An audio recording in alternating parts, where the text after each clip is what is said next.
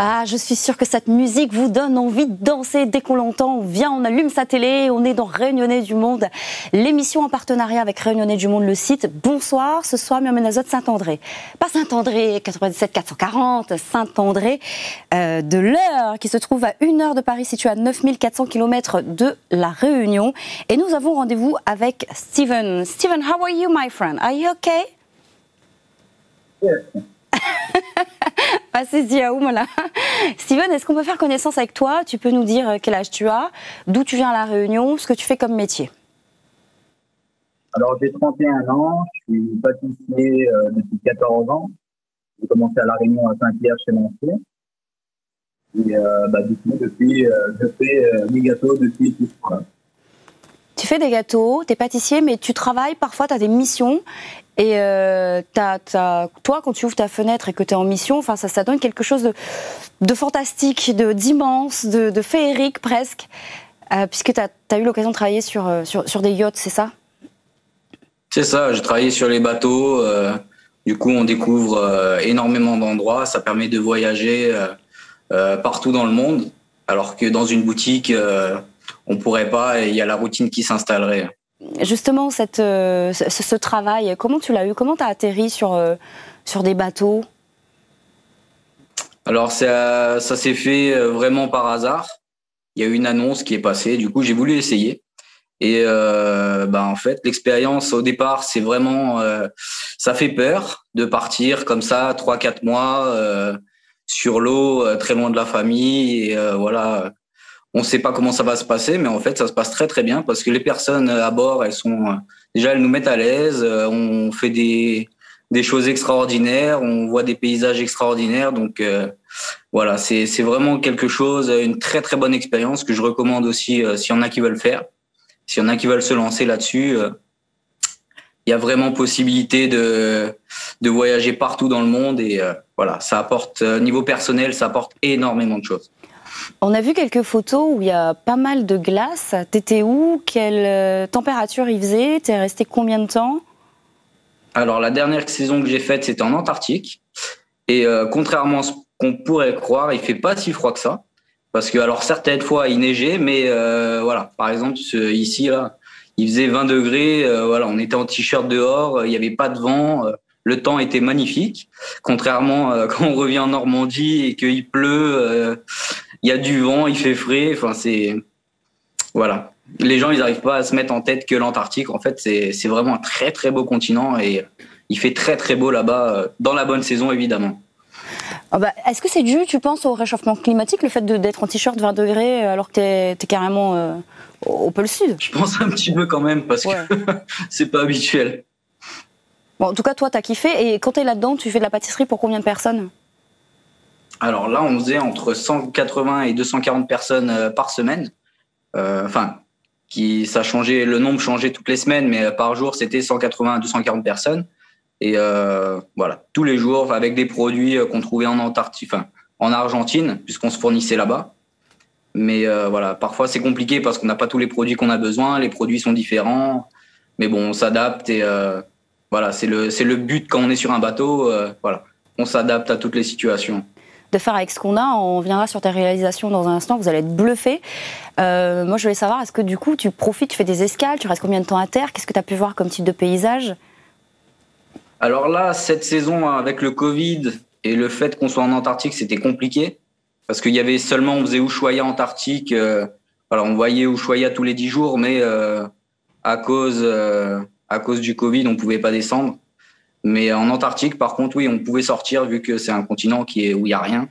Donc là, on profitait, on allait faire des sorties en Zodiac, on allait voir les baleines, les orques, les phoques. Enfin, c'était fou, quoi. J'imagine, on va voir des photos défilées. Tu peux nous dire où on est, dans quelles conditions? C'était l'été dernier.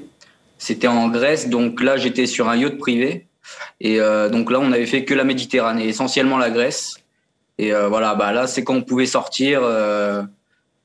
Malgré qu'il y avait le Covid, avec les conditions en Grèce, c'était beaucoup plus c'était moins strict. Là, c'était à Ushuaïa, au glacier, avec le petit drapeau toujours qu'on emporte dans ses valises. Là c'est Étretat, pas trop loin de chez moi, c'est à 1h30, donc on profite pour faire des belles photos, même quand on est à la maison. Ici, on est... Là, c'était à Chicago. Ouais. Chicago, c'était il y a 3 ans de ça, c'était surprenant aussi, mais quand on avait fait les Grands Lacs américains. Donc là, c'était extraordinaire. Du coup, grâce à ces voyages, t'apprends à parler anglais, t'es bilingue? Waouh, c'est magnifique ça. Bilingue, c'est un grand mot, mais oui, on arrive à se faire comprendre et puis on apprend surtout que c'est pas l'accent le plus important, c'est de se faire comprendre et de comprendre aussi. Mais oui, on apprend pas mal de langues. Sur le bateau, il y a pas mal de pays qui sont représentés, donc on est obligé de pouvoir communiquer avec le reste du personnel, que ce soit en cuisine, en salle ou autre. Donc voilà, c'est vraiment au niveau des langues, on apprend vraiment toutes les langues, du roumain, du philippin, de l'anglais. Réunionnais du monde.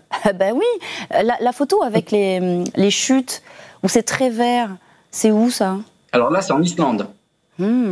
Ça, c'est en Islande. C'était côté sud-est de l'Islande. Et là, c'est pareil, c'est des paysages qui sont totalement... alors, il y a quasiment pas d'habitation ni quoi que ce soit, donc c'est 100% naturel. Et alors là, c'était au nord-ouest de l'Islande. C'est juste à côté d'une montagne, dans le roman de Jules Verne, qui dit qu'il y a le centre de la Terre par là-bas, une entrée. Mais c'est juste à côté. Et voilà, c'est magnifique. Changement de décor. L'Islande toujours. Ah, c'est l'Islande toujours ça? Je pensais l'Amérique latine toujours. Ou quelque chose comme ça. D'accord, pas du tout. L'Islande, c'est un peu comme l'île de la Réunion. Quand on y est, c'est 100% volcanique. Vous avez des paysages de fou. Vous avez des montagnes, il y a des cascades, il y a des plaines, il y a des plateaux, il y a tout ce que vous voulez. Mais c'est préservé de l'homme encore, heureusement. Et du coup, j'invite aussi les personnes qui veulent y aller à y aller parce que ça vaut vraiment le détour. Voilà, en respectant la nature, évidemment. Ah, là où ça nous les temps salés, les crues 974. Quasiment, c'est en Islande aussi. Non. Et si, c'est en Islande, c'est dans le sud de l'Islande, ils ont une plage de sable noir, très très fin, et voilà. C'était un petit clin d'œil pour la famille, les amis, voilà. Même si j'étais loin, voilà. Un petit signe toujours de la maison. Un petit signe, et du coup ça te permet de faire du tourisme. Tu restes combien de temps quand tu es à quai? Alors là, c'est plus, on parle d'heures, parce que le bateau, il s'arrête dans une ville, le soir, il repart, il va dans une autre ville, donc c'est plus 6-7 heures que le bateau, il est à quai, donc il faut s'arranger entre le travail et puis la possibilité de sortir, en fait. La priorité, ça reste le travail, mais quand on s'organise bien, on peut sortir aussi. Le travail, parlons-en. Tu l'as dit, tu es pâtissier, mais pas que. On va découvrir quelques-unes de tes réalisations, celles que tu as bien voulu partager avec nous. Et je te laisse justement nous raconter ces photos, nous raconter ces histoires. On a... bon, ça, on connaît. Ça, c'est français, c'est le croissant. Et ça fait du bien, le pain au chocolat. Donc, pour montrer qu'il y a quand même aussi de la viennoiserie sur ces bateaux, on retrouve ce côté français. Là, c'est de la revisite, c'est quoi? Non, là, c'est un peu de l'amusement, en fait. C'est... voilà, on fait pour la production, mais en même temps, à côté, quand il reste un peu des chutes ou quand on a un peu de temps, on fait pour le plaisir. Là, c'est vraiment le plaisir, la passion du métier. On fait à côté, en plus, pour se faire plaisir à soi et en même temps, on fait plaisir aux clients. Donc, la viennoiserie, c'est bon, tu maîtrises, tu peux même t'amuser. On passe maintenant à la pâtisserie. Des gâteaux, les fameux gâteaux, les mousses. Oui, ça a du succès. Oh, les macarons. C'est quoi ça? Après, voilà, c'est tous les classiques de la pâtisserie qu'il faut savoir réaliser, que ça soit à terre ou en mer en étant pâtissier. Les éclairs. Le bateau, il bouge, non? C'est tellement grand que je suppose que tu ne dois pas sentir les vagues. Alors, ça dépend où on est. Oui. Alors, quand on est en Islande, ça va, on sent pas trop le bateau. Par contre, en Antarctique, je peux vous garantir que les meubles y bougeaient. Hein. Les meubles, les produits, tout ce que vous voulez, ça bouge, les tables. Donc, c'est compliqué pour les peser. Et toujours dans... Waouh! Bah justement, là, ce bateau, il bouge. Comment il fait? Il chaville à terre. Justement, là, c'était compliqué parce que fallait faire une pièce, mais en même temps, fallait qu'elle tienne avec le bateau qui bougeait. Donc, voilà, c'est compliqué parfois, mais ça fait plaisir quand on voit le résultat final et que les clients sont contents. Donc ça, c'est un buffet. Ouais. Et ça représente quoi, ce qu'on voit?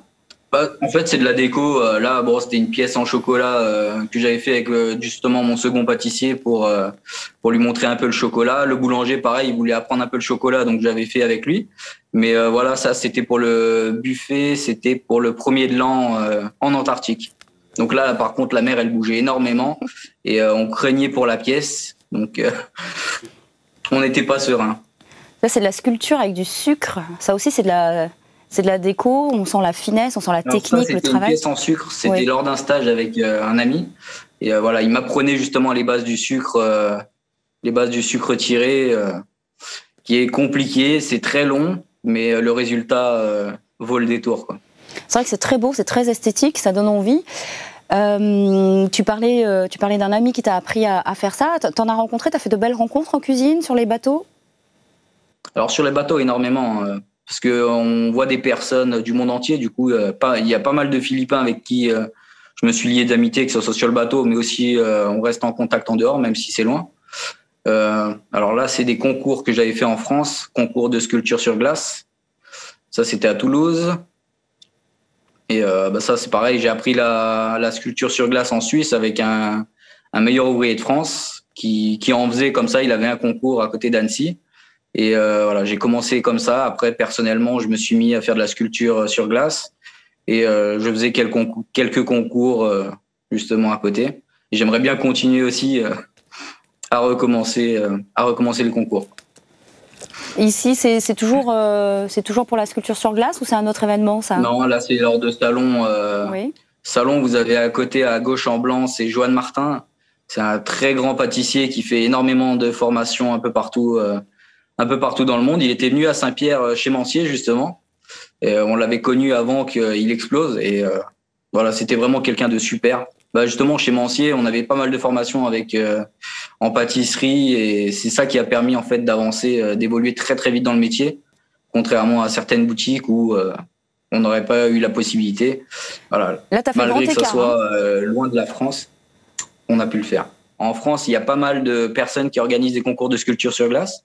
Et du coup, ça se joint aussi au métier de pâtissier, glacier. Et c'est pour ça que j'en fais à titre personnel, parce que c'est une passion aussi à côté de faire la sculpture, alors que ça soit sur glace. J'aimerais bien me mettre au bois aussi, mais voilà.